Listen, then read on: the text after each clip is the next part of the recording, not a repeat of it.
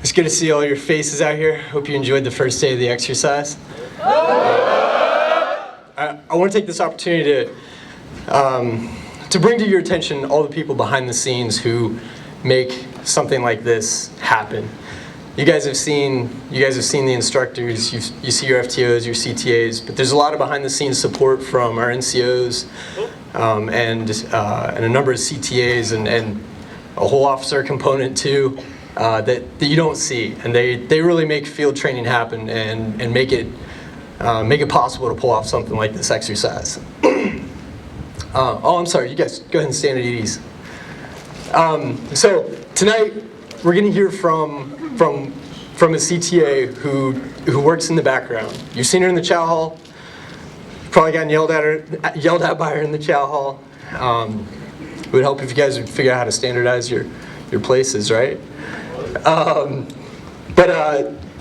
Yeah, she does a lot for us. She's our PA. She's out snapping photos of you.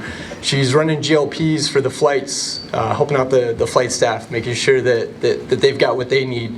And she manages a staff of 28 CTAs, all the CTAs that are out here. And she does an incredible job at it.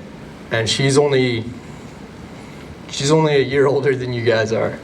So for those of you coming back as a CTA next year, you may have the opportunity to be in the position of the group trad. It's going to be behind the scenes, but absolutely critical to the execution of field training.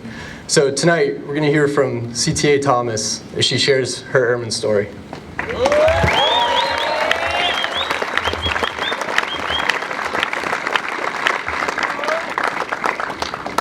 Good evening, Max 2. Good evening, CTA Thomas. How was that first day of the exercise? Alright, so tonight I want to tell you a little bit about my journey through ROTC and how failure isn't always a bad thing. When I first started college 4 years ago, I would have never imagined that I would be joining the world's greatest Air Force. I would have told you that I was going to school to get my chemistry degree to become a pharmacist. By the end of my freshman year, I finally admitted to myself that I was miserable in my major and I wanted to explore other options. Turns out my university already had an ROTC detachment that I didn't even know about. I called Detachment 172 that day and signed up for classes immediately. Fall semester rolled around, and then I was suddenly thrown into this thing called field training preparation as a 250. I'm sure some of you out there can relate to this. I joined this program as an extremely shy person, not knowing how to lead people and not even knowing what a left face was. For the first couple of months, I was unsure about the program, and I was so far behind compared to my peers. By the end of that semester, I came to realize that I had gained roughly 120 family members in one semester alone. I fell so in love with all of the great things that we were doing, people we were helping, and most of all, the idea of serving something way bigger than myself. Spring semester rolled around, and I finally committed to the program, giving it my all.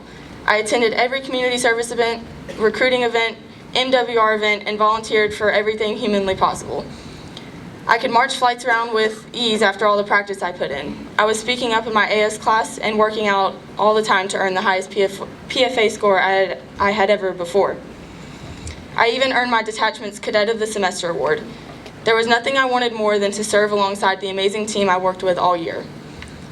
In April of 2014, I reported to my detachment commander in my service dress. This was the day I got the news that I did not earn an enrollment allocation to attend field training. Immediately, I felt that there must have been a mistake and that this couldn't be happening to me. I felt embarrassed. The Air Force didn't choose me, and I failed. This was easily one of the greatest letdowns in my life. After a week or two of being upset and considering quitting, I realized some things. First, I realized that I'm not a quitter. And second, I realized that this isn't something that happened to me. This was a matter of my own complacency from the beginning, and I needed to take responsibility. I picked myself back up and realized that there was so much more that I could have done better. I returned to my detachment again in the fall, and I wasn't taking no for an answer this time. I committed to the Air Force even though it wasn't committed to me yet. I took every bit of the hurt from my failure and turned it into a burning desire for success. I pushed myself to places I didn't know I was capable of. That failure is what pushed me to earn an enrollment allocation the following year and graduate as SP at field training. It turns out that failure wasn't really a failure. That failure is what has gotten me to where I am today. Failure. It's inevitable. At some point we will all experience it. But I challenge you with this, Max 2.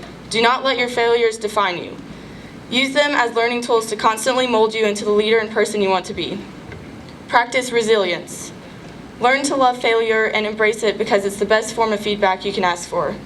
And lastly, don't take no for an answer. Thank you.